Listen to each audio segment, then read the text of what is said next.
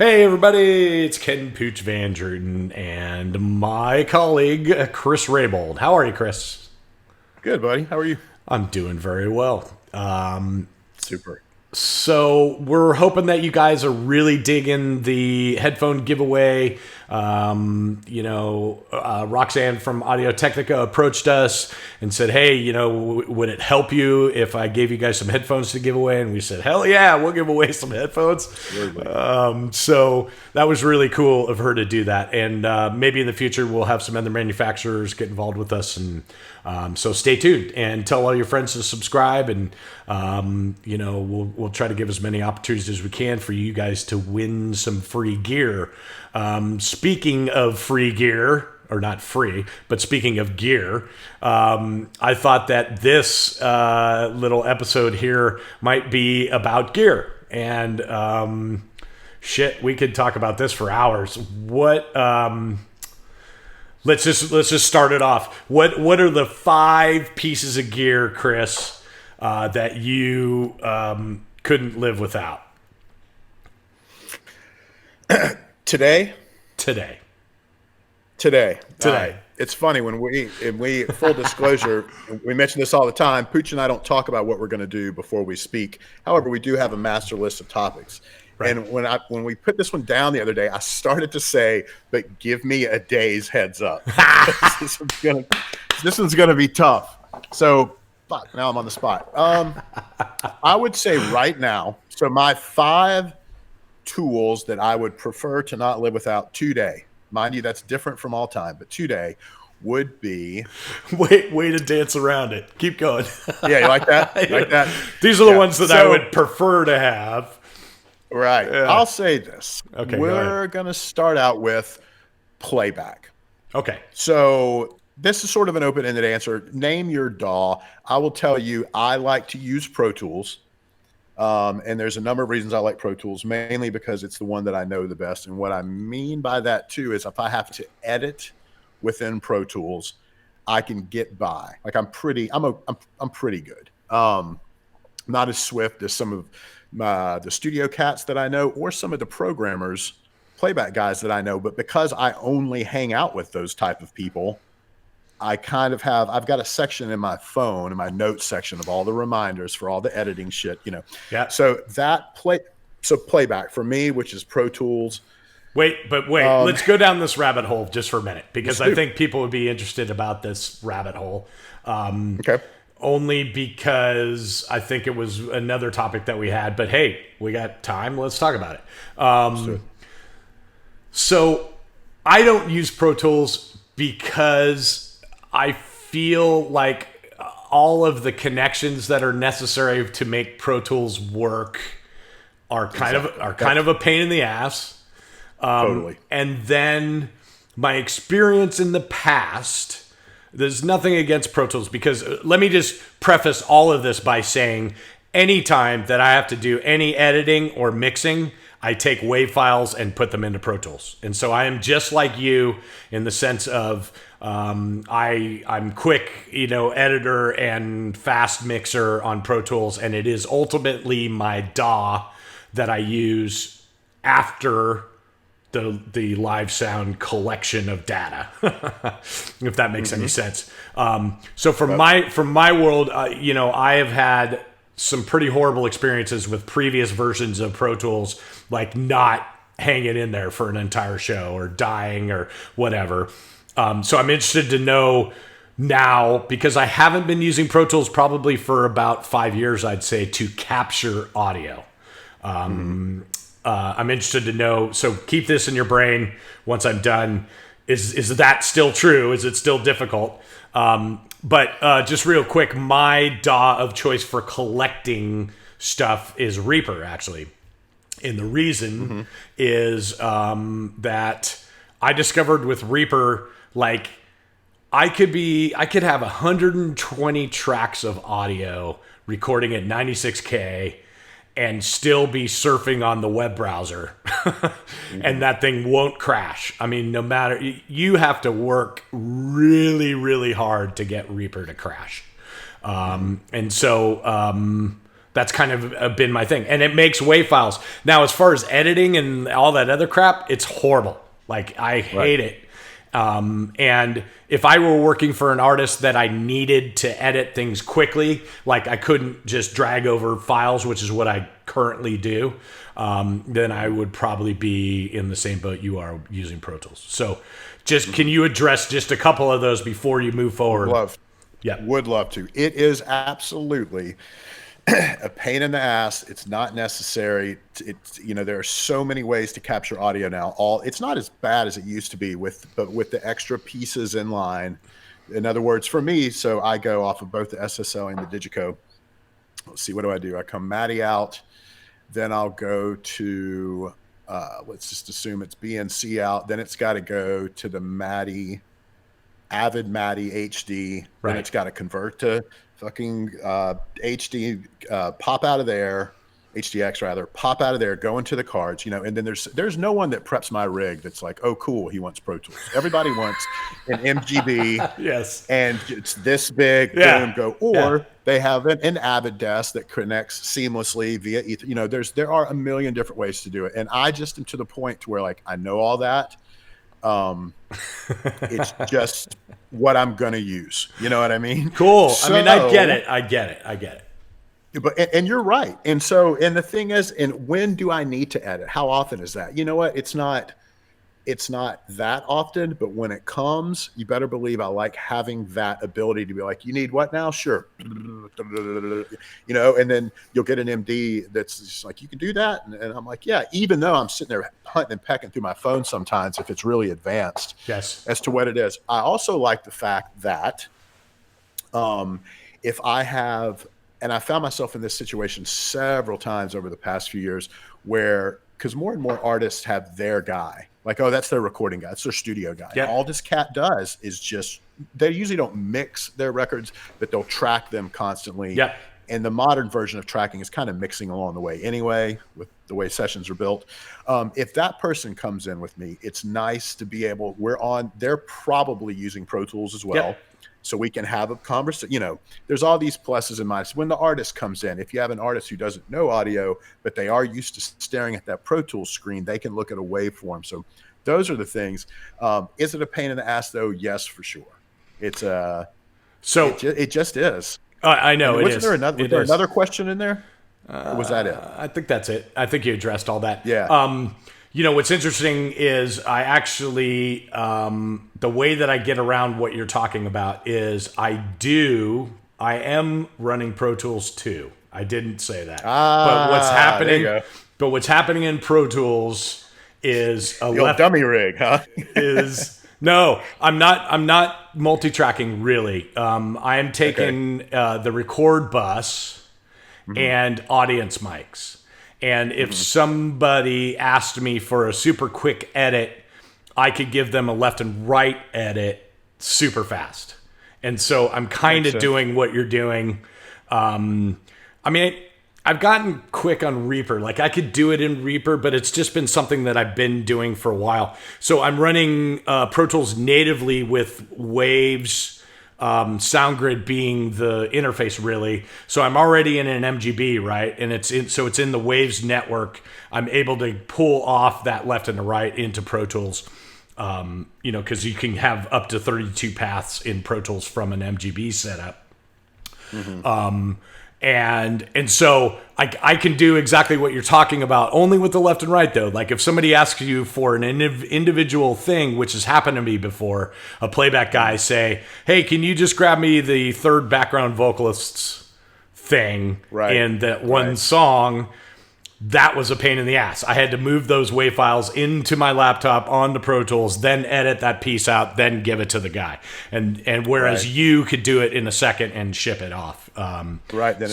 So there is some positives to what you're doing for sure. In between Pro Tools and Tracks Live or Reaper or something, there's plenty of others. There's a good argument to say, well, just learn Logic or learn whatever's out now, or learn, Ableton, or God, there's a million. Now there's Luna through you. I mean, there's a million different things. Like Waves. How funny is it? Waves just gave up on Tracks Live and adopted Reaper as their main thing. Wow. I didn't know that. Yeah. Yeah. So there's no more. I've got Reaper too. Yeah. I'll use it for playback, like literal like tuning sometimes, just out through a little interface if it's a one-off. Yep. So I like Reaper. Yeah. That's cool. How funny is it though that we're talking about? You asked me, here's these two live sound guys, and the first thing I mentioned is the first thing you need is a DAW, and you know what? It's absolutely true. I wouldn't know how to work anymore without virtual playback. Couldn't do it. No, I know. I was tasked with it recently for like a little like private one-off thing, and there was something refreshing to being like, all right, we're done rehearsing. I'm walking away now. But as far as the things that are near and dear to my heart that I feel give me an advantage or allow me to do what I would do, I would say first would be a DAW. Cool. Let's see. You got 4 more. Down the line. I know. Yeah, it's cool. I mean, I can get them. The second one, here's the funny one here. This is more like something that is available to us now that I love having access to, but there are times when I don't have a single instance of it engaged anywhere, but it would be some sort of dynamic EQ or multi-band compressor, whether that be a C6, whether that be that the Sony Oxford dynamic EQ that I use in UA, whether it be whatever, McDSP, there are a million, all the onboard ones, that functionality, and mainly as it applies to vocals. But again, sometimes if I don't need it, I don't use it. So I don't always use it, but I can't imagine not having it in my toolkit. You know what I'm saying? It's 100%, dude. It's so funny. I've had conversations with Toby Francis about this.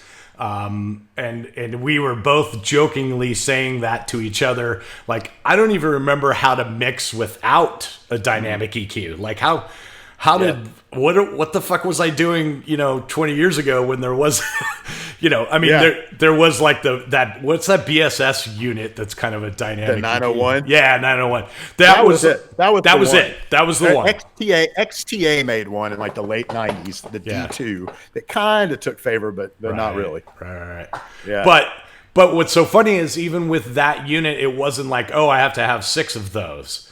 Now it's like, for me, it's the same way. C6 is like my desert island plugin, like literally. And actually, it doesn't have to be C6. I think you're right. Any manufacturer's dynamic plugin, dude. McDSP makes a dynamic plugin, and I can't remember what its model number is, but they've got the ML4000. That's it. For the multiband. Yep. Then they've got now they have their version of the dynamic EQ, which is the AE series, and it's devastatingly good too. It's amazing. Oh, you know what's badass, dude, is the new Spice Rack dynamic EQ that's in the ST7 package, the Quantum package. Fun fact. Yep. Fun fact. Okay. All right. I feel fairly confident I have discussed this with you before.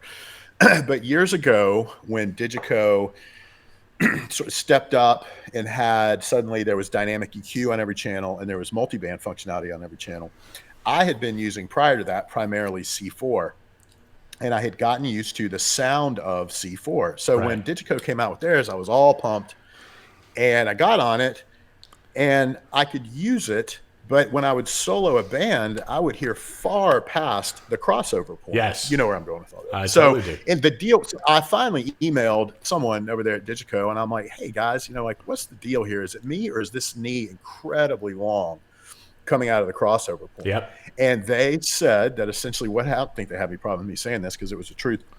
That desk was so full-featured, so highly packed full of shit that they had essentially run out of DSP.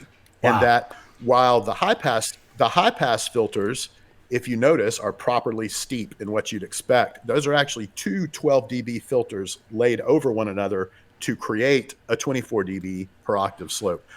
With Spice Rack, they now have, from what I understand, the way it was explained to me, they have changed, there's added DSP, there's more horsepower available, so now the slopes of those knees are steeper, more what we're used to in these other things we're talking about, which to me are going to make them infinitely more usable. Totally.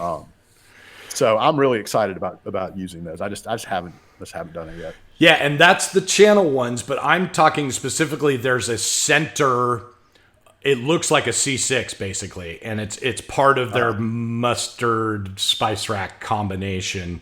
And it actually sounds really good. It has a different tonality to it and different way that it reacts than like a C6 does. So I actually was messing around with it, and I had it in the same loop that a C6 already existed from, and I was going A-B from it, and it was different, the way that it reacted. Cool. Also, Digico guys, that thing that has only one preset, by the way, that new dynamic EQ, I looked at it, and it's totally a ripoff of my vocal preset from C6. Yes. Fuckers. Love it. I love it. Backhanded compliment. I know. It's totally backhanded compliment. I looked at the numbers, and I was like, I pulled it up for the first time, and I looked at it, and I go, this looks just like my Pooch vocal preset in C6. I go, it looks just like it. That's so funny. And then I started looking at the numbers, and they are like identical, in gain and the thresholds and the, all the stuff. So I thought that was pretty rad. It was a really, really great compliment, whoever designed that. That's great. That's great. Anyway, yep, number 2, dynamic EQ. Totally agree with you. Right. Let's see. Moving on. God, and every day I'm like, I miss analog desk. But guess what? I'm going to say number 3, digital console. I know. I think 4 and 5 are going to be things I do to combat the fact that it's a digital console. Yes. So, but this is just though. It would be a digital console only because of the types of acts that I work with now. I have been asked on several occasions over the past however many years to do acts, and it's these acts where, it's usually like some cool indie rock or something, and they're like, it has to be an analog desk. A couple of those have passed my way recently that I would love to have taken, but I was booked. I couldn't do it. So, but with the people that I do, we just did one of these on snapshots and automation just because of that, man. I mean, you're sitting there grinning because it's just on a housekeeping level and just keeping my stuff straight. And with the number of variables, the number of things that come at us, and the speed at which I can work on them when someone comes to you with something of dire need and it's immediate and they're freaking out and they're pretty sure you're going to freak out, and then you can calmly just pull it off. Like, that's a feather in the cap right there. Digital desks allow that to me. So for me, number 3 would be, and again, for me, usually nowadays, those are SD7s and the SSL. Again, there's a ton of good ones out there. My answer might change here, but that's kind of where I go. So a digital desk. That's not specific, but a digital desk. A digital desk. Well, I've said this a bunch of times.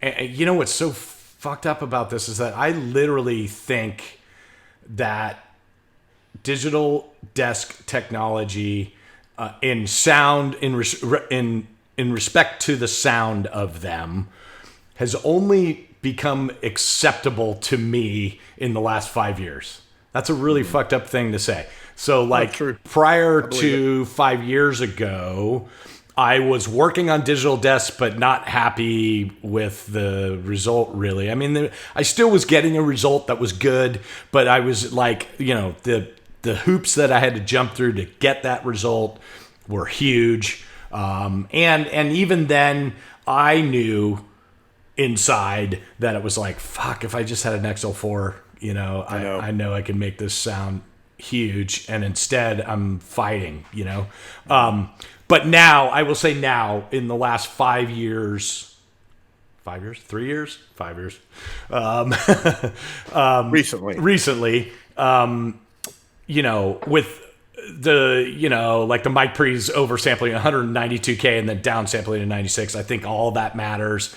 The mic pre's of some of the ones like the S6L and the SSL all have an amazing sound to them. The Stadius Blue 32-bit mic pre's have a sound to them. So I think we're in a place now where, the reason that we use digital desks is the snapshot technology, right? The 300 parameter changes that can happen between songs is the whole reason. And it allows me to be way more creative. think about, if there's any band on this planet that screams analog desk, it's probably Iron Maiden. And the reason that I still mix them on a digital desk is the result that I can give them far outweighs the analog versus digital discussion. Right. I can still give them an amazing sounding show and be able to replicate their records like no other way. On an analog desk, there's no way that I could go from one of their newer songs, newer being in the last, 20 years, as opposed to a song from 40 years ago that, has a different tonality to it. There's a lot of parameter changes that have to happen in order for that to happen. So I absolutely agree with you. Digital desk is right there. Got to have it. Right. I don't think, if you had asked me 5 years ago, the analog versus digital war, I would have said, there's something to be said for some bands to have analog, but I don't feel like that's a thing anymore. I really don't. No, and oftentimes when those mandates from those acts, God, I wish I could say them because it would really make so much more sense. That it's sort of like, there's part of me that hears that first, I'm like, oh, that's cool, and then it's like, you hipster douche. You don't have to. Okay, fine. And I'll track 2-inch. It's like, I would love to do all that stuff, but sometimes it's more of a thing now that you can get there. You can get there digital, but it's kind of like what you just asked. Here's my feeling on it. You were talking about with Pro Tools, but there's all the extraneous steps with extra hardware, this and that. And I'm like, I know there is, but I like where it gets me. Nowadays with digital desk, we can get to these places of greatness, but it takes a little bit of, and the reason that you and I feel good about it is because we've got all these tools, we've got all these levels of mixing through things, whether that be plug-in or outboard or just technique or some sort of onboard distortion. We do things to mimic the analog sound, yet we now have all these extra bells and whistles digital. Well, because the level of creativity is so much more. Like, I can be so more creative with snapshot technology than I can be with an analog, Yeah. And especially like when it comes to plugins and stuff, where it's just so much easier with plugins to, again, not advocating the overuse of, but man, if you want to get creative and try, it's so easy to just load something, mess with it, boom, doesn't work, fine, try another one, as opposed to that's my rack, and I could call the shop and get something else, or it's like. But when we, I know we got to move on to the other ones, but it's all right. The other day we were talking. About hearing a lot of mixes that are kind of just flat, lifeless, and just flat out not good. Yeah. So here's another funny one. I'm on the third thing that came to mind was a digital console. Yet, if you ask me why I think our industry in some ways has suffered sonically, it's because of digital consoles. So it's just you pick your poison and know your poison. Know what's poison about it. Because you know what I mean? I think, this is an example of human nature, okay? So I've always said that most people, if you give them an A and a B listening thing, they will almost always pick the right one. Like, if you gave someone an analog, just anybody, not even a musician, if you gave them an A and a B, they almost will always say, oh yeah, that analog thing sounds way better. But if you take the A away and give you one thing, most people, as long as you're not hurting them, will accept whatever it is. Okay. And that is an interesting psychology, human nature kind of a thing. So because of that, consumer audio has drastically fucking deteriorated because of convenience, right?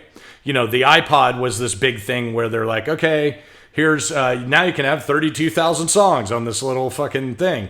But by the way, they sound like fucking dog shit. But, here you go. You can have 32,000 songs. And what do you think? Human nature part of that was like, oh, I can have 32,000 songs. I don't give a shit that it sounds bad. Of course I'm going to do that. Yeah. So that's how, we get away with like the X32 or M32 or whatever that Behringer thing is.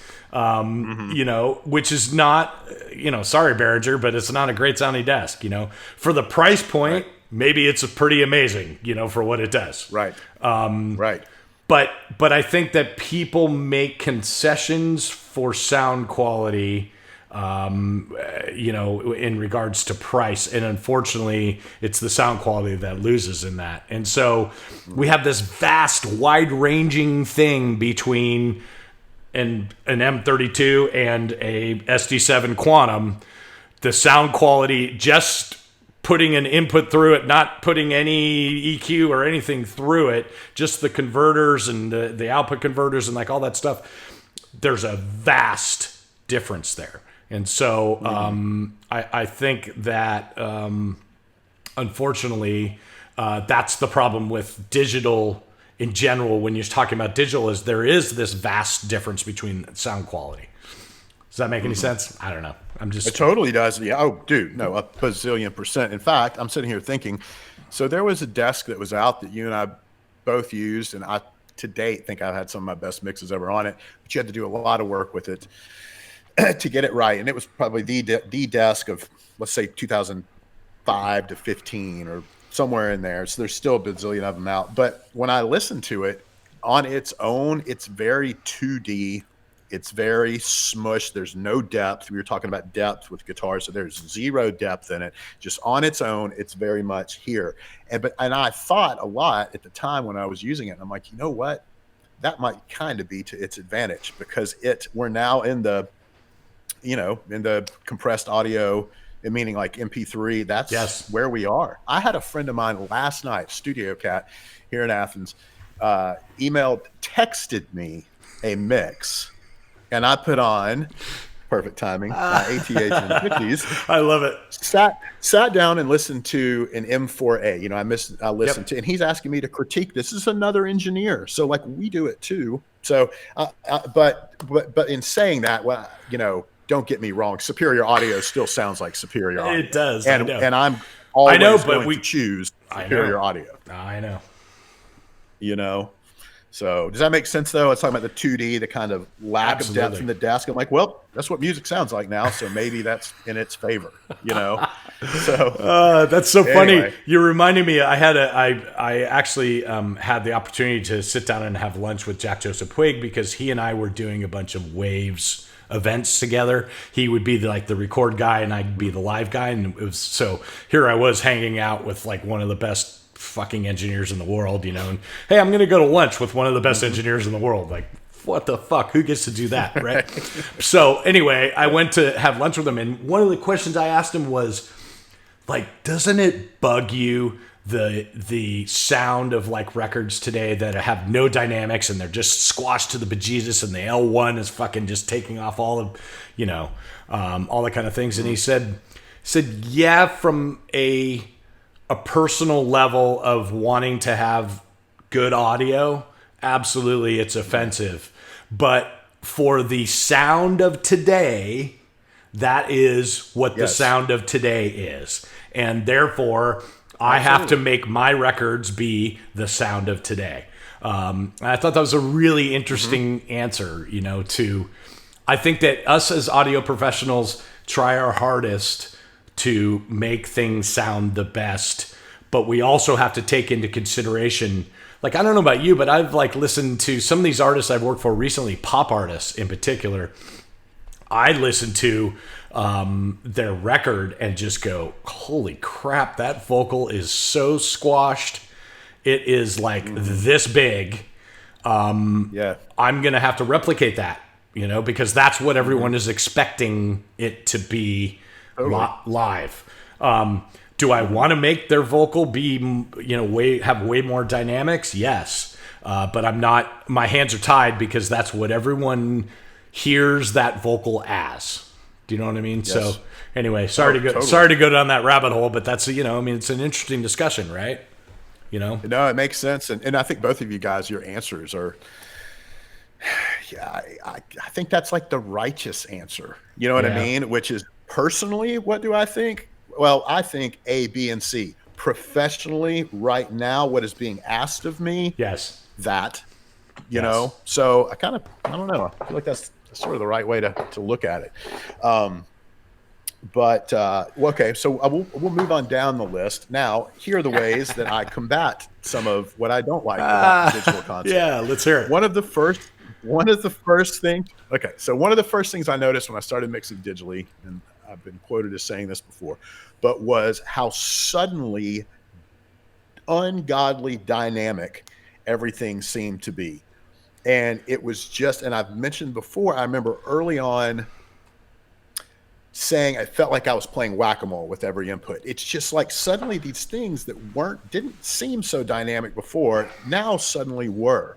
So what's happening is, you know, in the analog realm, there's so much copper, there's so much wire, there's so many more stages of amplification. There's just a lot more, infinitely more circuitry things had to pass through going through than what they do now on the front end of a digital system. Because essentially all that we're having now is it goes into a stage box. And honestly, on some digital rigs, that might be it. It might have 10 feet of copper and that's it. The rest is ones and zeros. It'll hit that head amp, which will have to do some conversion. But and then after that, it's just ones and zeros. It is a straight shot to you. Yep. So the sound is not being rounded off stage by stage by stage like it used to be. Yep. So we've kind of harped on guys not using a plug-in on every channel, not having to use a compressor in every channel. But I will say, when I made it to digital desk, suddenly I felt like I needed more compression. And you'll hear other people say this, and I think that's why the rise in popularity, aside for tonal reasons, but of saturation devices, is so it's so prevalent and it's so valued now. So all that being said, I would say some sort of saturation device, whether it's a plug-in or a hardware piece of gear. I can tell you that we've talked about, did we talk about Phoenix on here? I think it came up. I think we mentioned it, a while ago. So something like a plug-in like Phoenix, or there are a million different, unfortunately, there's a lot of good native ones that aren't available to us, although those are becoming available. There's native servers now that are making the live sound. I'd really like for us to talk about that one of these days. I'm excited about it. But let's talk about that. I want to talk about that right now because I don't know anything about it. Yeah, let's talk about it. It is the number one thing I am most excited about right now in live audio. Okay. It's also something I'm like, now I got to learn something else. Like I'm kind of dragging my feet on it. You know, I'm lazy. Essentially what it is, guys have been doing it for a while where you would run out to, let's say, a DAW. Yep. Where you'd literally have some DAW open and you could load native plugins on there. The drag, you essentially just leave it in input mode. You don't have it write anything. You run it through there, and that way you can use those natively processed plugins live. They don't work on waves. They don't work on UA. They don't work on anyway. So just explaining it to the people listening. Then now main stage, which you very well have had a lot of musicians use, which is an Apple thing. Some guys now at front of house are running plugins through main stage. Some people run them through Ableton. There's this thing called Live Professor I'm hip to, which I never knew until I made some Facebook thread a few weeks ago. Remember that one that just wanted to get a bunch of people talking, and it came up. Of course, the younger guys are talking about it. So the thing is, though, then we get into yet another area of latency. Yep. And that's the rub. And I don't want to do anything until it's all been fully vetted. I want to know which interfaces are the fastest. I want to know which programs are the most stable. Yep. I want to know, there's all these things that I need to know before I incorporate it, because, you know, now let's talk about someone like myself. I've got Universal Audio running Live Rack. I've got Waves running Super Rack. Now I'm going to have some other server, you know, and they've all got different time. Yeah. They all have different bits of latency to set. So anyway, I am super excited because the plugins that I like the most on this planet, a lot of them are some of these kind of cool. There's stuff that's only available now via native processing. You know what I'm saying? So I'll tell you what I think the move is. Currently, this is what I'm thinking. And to me, it all also comes down to points of failure. The more shit I have, the more points of failure I have. And that's a big one. I have all these lofty goals, but then I'm like, that's something else to go wrong. You could, to keep things somewhat organized, run both whether it be analog or extraneous plugin servers. Now, and here's what's most exciting. Plugin Alliance just came out with one. And they make the coolest stuff. I mean, the coolest, God, I love their stuff.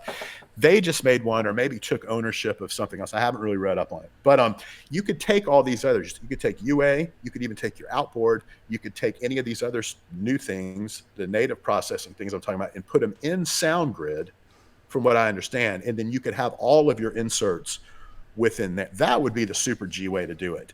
Totally. But it won't, if you're relying on delay compensation within SoundGrid or within any of them, it's only with respect to that server. So It's really going to take a lot of math to keep it all straight in your head as far as what's where. Yep. Sorry, that was quite the answer. No, I mean, it's a great answer. I'm really stoked about this stuff, though.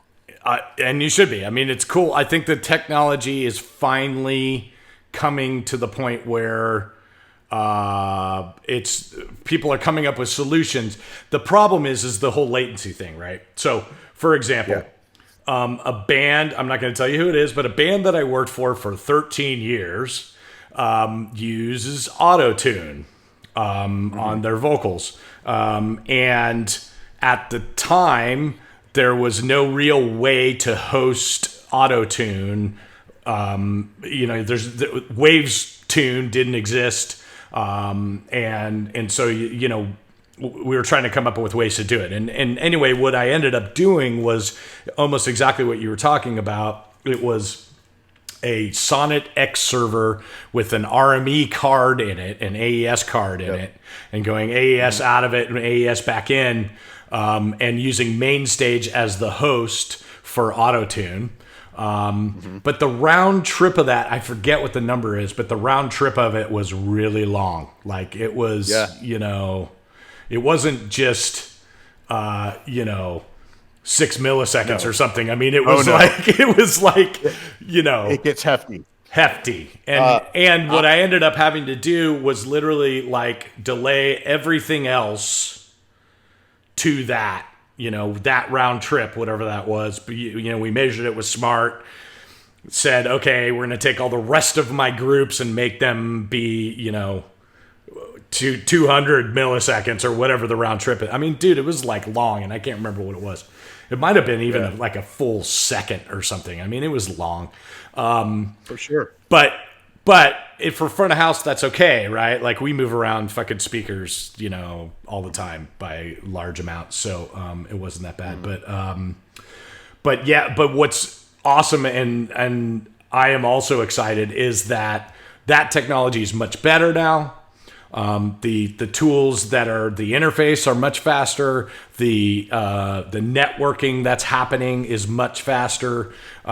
So we may actually get to a point where management of three separate things, like what you discussed, Waves, SoundGrid, the Universal Audio Network, and now this other network can all live in the same place and be happy with each other and not have different latency times. So hopefully coming soon. But it also requires dueling manufacturers, guys that are enemies of each other, to kind of play well with each other too, in order for that stuff to happen. It does. But they do. I mean, Yeah, they do. It's just we're seeing it now. I'm so jealous of our studio counterparts who can drop any plug-in anywhere. Totally. I know. God, and then it all falls within the compensated, the delay compensation. It's just such a bummer. I have lots of friends that are studio guys, as you do, and literally they call me up and they go, "Dude, do you know about this latest?" A buddy of mine called me yesterday. His name's Ethan Mates. He was the recording engineer for Linkin Park, and but he said that to me. I can't remember who it was, what the manufacturer was. I'm trying to look through my notes here.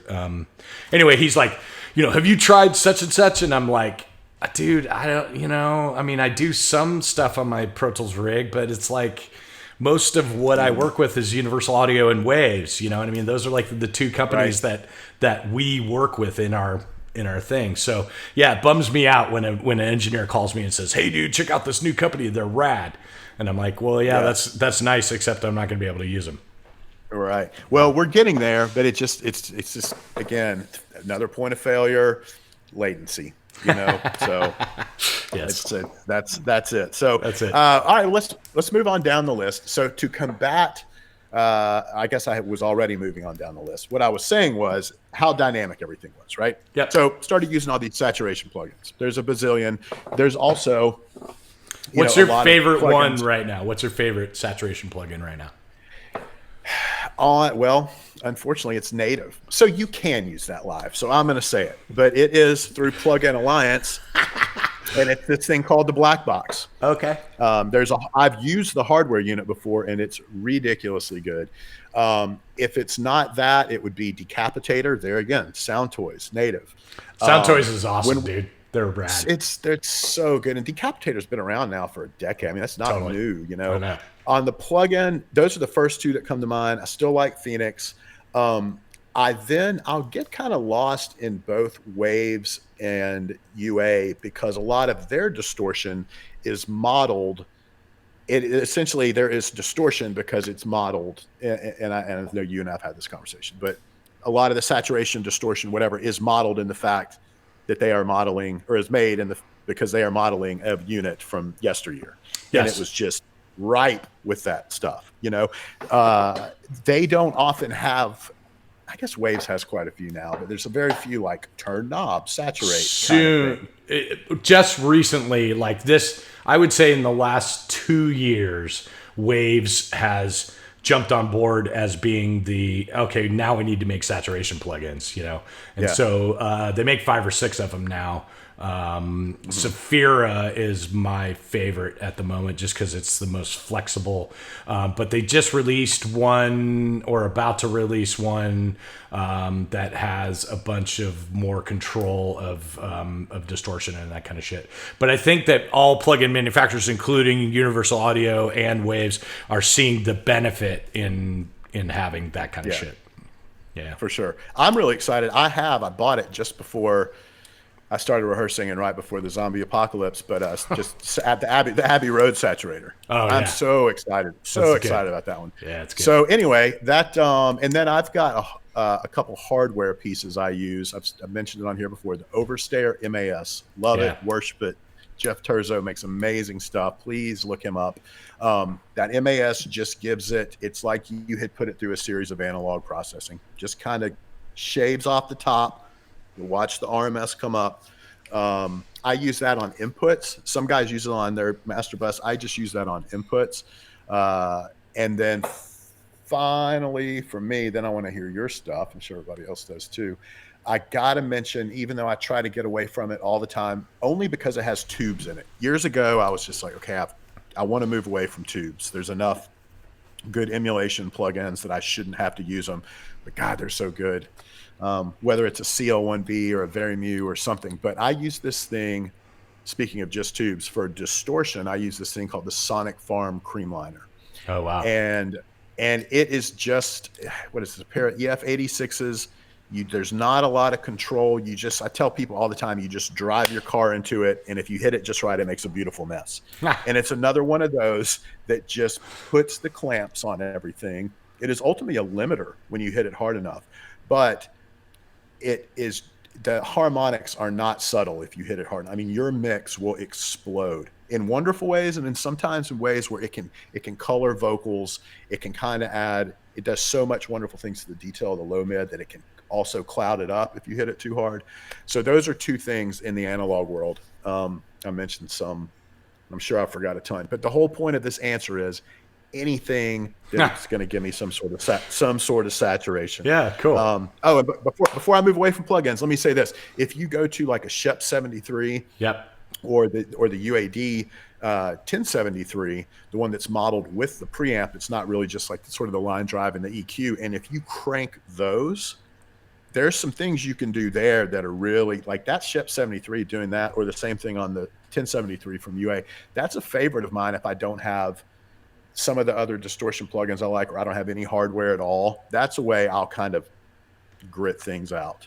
The Shep's Omni channel, which is something that he's released since that 1073, gives you way more control of the saturation part of it. It's a whole, there's a lot of stuff you can choose, odd and even, and how much, and all kinds of control on the front part of that plugin.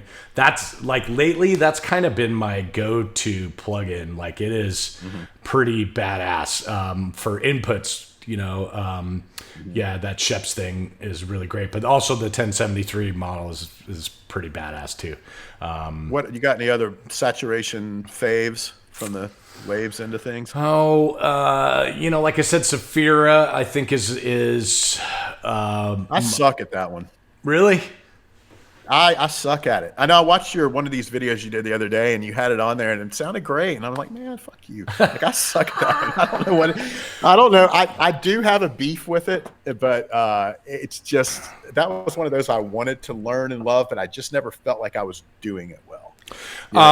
Here's the thing with it. I think, and it's just my opinion and whatever, but all of the presets and all of the way that plugin comes up as a zeroed plugin, they set everything to be super overemphasized distortion. So if you chose any of those presets and or just brought it up and didn't really mess around with it, you would think, oh, this is a distortion pedal. But I know what you're saying. If you get really subtle with it, if you turn all the knobs down and just tickle a little bit of the distortion in there, it starts to act like the way that it's supposed to. So I think they overemphasize that on purpose so that you would hear it when you first brought it up and be like, oh yeah, that's definitely making distortion. Right. But I think if you mess around with it, you'll get some results that you like out of it. And it's funny. You used it on vocals, and I'm assuming you've used talking about the Saphira on other places too. We just randomly pulled it up after the artist kind of called me out about some keyboard stuff not being where he liked it, and he was right. We should do one of these on digital keyboards live. Oh. Those things. Oh man, that's a whole. But anyway, so you mean the 82 inputs that the keyboard guy shows up with? Yeah, I do of motif plus whatever else. So we pulled Saphira up there, and I got to be honest with you, I don't like. I have these beefs about it, but we did get good results out of it. So that would be an example of a piece of gear that I just didn't like using it, but it did bear results. Cool. Yeah. So, and then the other one for me in Waves land is the Abbey Road Saturator. That thing's badass. I'm stoked about that. I'll tell you one that I've been doing recently. So for years, Digico has had the tube emulation drive circuit. Do you use that? That's funny. Do you use that? Here's the deal, man. No. But really? I have recently. So when it first came out, I'm turning it and I'm like, what? Maybe it just made it rattier. What? And I'm looking at it, I'm trying to figure it out. And it never really did anything for me. Then and I would use it. Like I would tell people like, yeah, it's on a DI'd whirly to grit it out. Like, I don't know if it was really doing anything. But then recently I had a gig where I had nothing but the desk. It was just a SD, whatever. Yep. And man, I can't live without this stuff that we're talking about. I can't live without saturation and distortion. I can, but it's not going to make a mix I'm going to feel good about at all. That's true. So I'm like, all right, now's the time to really learn this thing. And I also think I have this in my notes section. I think it's if you leave it set to stock bias setting and you take it to like 15. Yeah. So I think it's like 15 and 3. Just try that. And it's a pretty cool sound, man. It's a pretty cool sound. I was surprised to hear you say that. Now initially. I'm more of a believer. Yeah. Really? So yeah, because I do use it. I use it on inputs that are not already, the sources of them don't already have some sort of saturation. So for instance, Got like guitars already have a bunch of saturation, with Iron Maiden. So I wouldn't use it in that. And I don't really use it on vocals too much because I'm getting my saturation usually from another tool. And that's part of why I don't use it is I'm always bussing. Things are always going to hit something later. Yes. But I do use it and have used it a lot in like playback situations. Like Jay-Z, it was on all the stems of playback in one form or another, saturated or less saturated. I get it. And it was on cleaner things like keyboards. Like definitely I use it on keyboards. And it if you mess around with it, totally know what you're saying. It's the same kind of thing. You bring it up at first, you turn it on, and then there's like a warm button and then a not, Right. I find I don't like the warm way where it turns into one knob. I don't like that sound. I like the two adjusting the bias. And I'm sure someone that is way nerdy can tell us how that all works. I don't really give a shit. I just know that when I fuck around with it, I can get it to sound good. That's all I give a fuck about. Yeah. It's nice to know why things do what they do, but sometimes it's like I really don't care. So if you know, great, keep it to yourself. I'm just joking. Totally. I just I'm like whatever. I mess around with it, but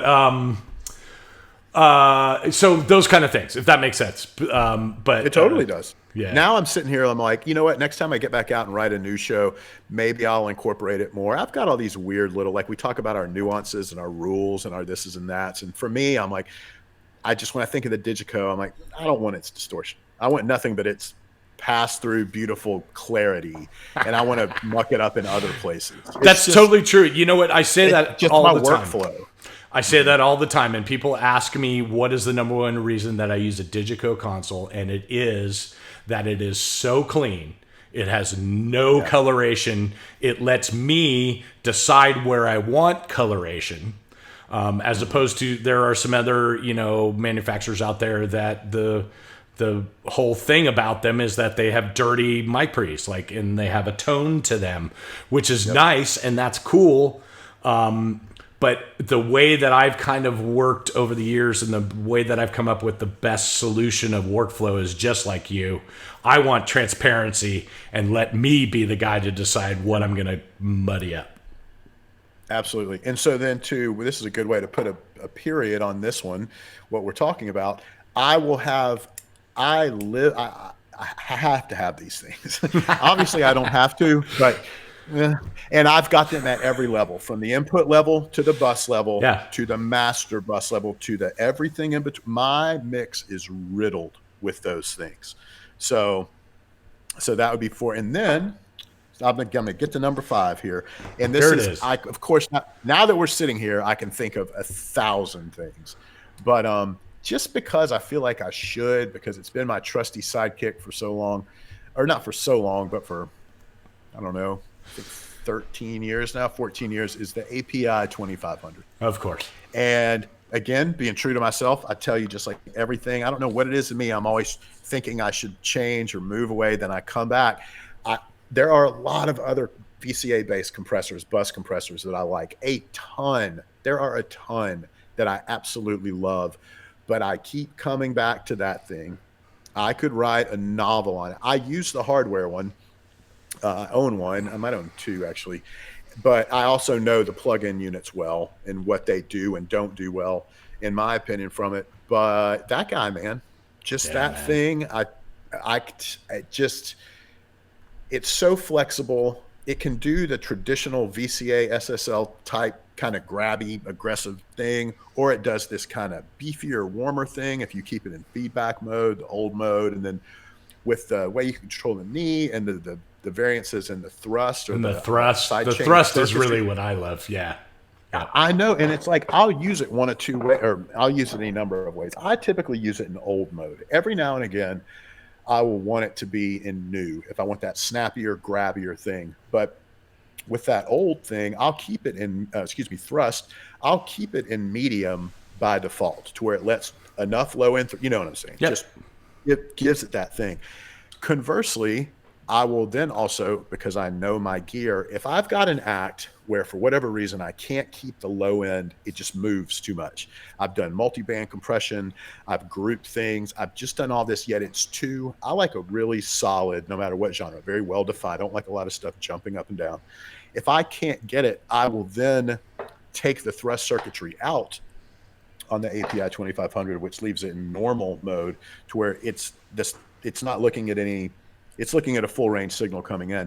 And I'll use that for one last layer of clamping down on the low end, you know? Awesome. And there's a fine line in there in doing it, because if you're not careful, it'll start pumping with that low end. Yep. And I found that out the hard way years ago when I first got into VCA type, you know, bus compressors. And it's like, oh, this sounds amazing, but everything's pumping to the kick drum. So anyway, that unit, I could go on for a year about it. I love it. I want to throw it in there.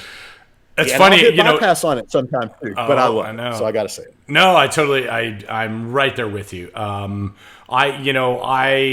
We've talked about this. I tend to be more the in the box guy, and when I'm talking about plugins, you know, C6 is my desert island plugin. Like if I could only have one plugin, it would be C6, just because it's so versatile in what it does.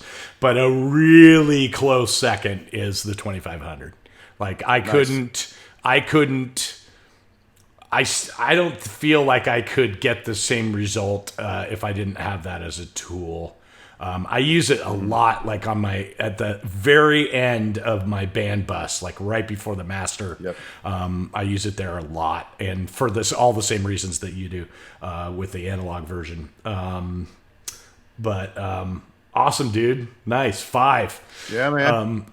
You know, it's funny. 5. It's just 5. And, you know, we can probably in another video be like, you know, maybe not your, you know, 5 things that you couldn't live without, but what are some 5 of your favorite things? That's kind of a different question, right? That sounds fun, because that would be like, oh man, I'll never forget when I used blank. Yes. Which I might not use anymore. But what a game changer that was. I have more of those than I do what I use today. Okay. So, and I'm sure you do too. We'll definitely get to that at some point. You know, it's funny as you're talking, and I'm agreeing with you 100%. Like all of those things are in my, you know, top 5. The digital console for sure. You know, but I think for me, one of those things, like I would trade one of your things. If I could only have 5. See, that's the problem. If I could only have 5. I know. Yeah. But man, I left out smart. I left out all kinds of I know. See, like tools. Microphones. I didn't name a single microphone. It's hard. I know. It's hard. So what would you do? What were you like, I want to squeeze it in there somehow? There's something on the tip of your brain right now. Outboard reverbs. So God, that's a good one. I really feel like, no offense to plug-in manufacturers, but nobody's really made a great sounding reverb. It's starting to be like, you know, the Universal Audio stuff, the model of the 480 and the model of the 6000 is pretty close. I mean, it's pretty good. And from Waves, the H-Verb is pretty amazing. And some of the presets that guys have made are great. And I will be the first to tell you that I use those only because, you know, there oftentimes when I have 120 inputs, there is a need for having 7 reverbs. You know what I mean? So I do use plug-in reverbs, don't get me wrong. But there is just something about a Bricasti M7, or, you know, it just has a thing. And I think it's purely because its whole job is DSP to make itself, you know, that's all it does is make reverb. Right. So Bricasti M7 or the real, I still love the analog version, the real version of a 480, not the plug-in version. I think the real version of a 480, and I know it's 4 spaces and it's a lark and it's a fucking pain in the ass and whatever, but something about it just sounds really good. The TC6000 series, same thing. It's huge, but it's amazing sounding.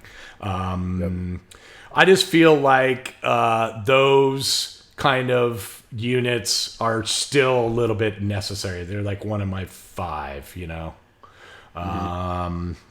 And I can't think of what else. I think I think we've covered a bunch of stuff, you know. I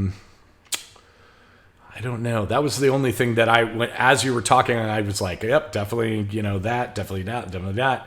But I came upon the reverb thing, and I think get that's that. it, you know, I get that. Yeah, we could revisit this one too. Yeah, for For sure. sure, because there's a million things. Anyway, I hope you guys got a bunch out of this one. I had a lot of fun hearing Chris's 5 and agreeing with him on a bunch of stuff. And so have fun. Stay inside. Wash your hands. And we'll see you real soon.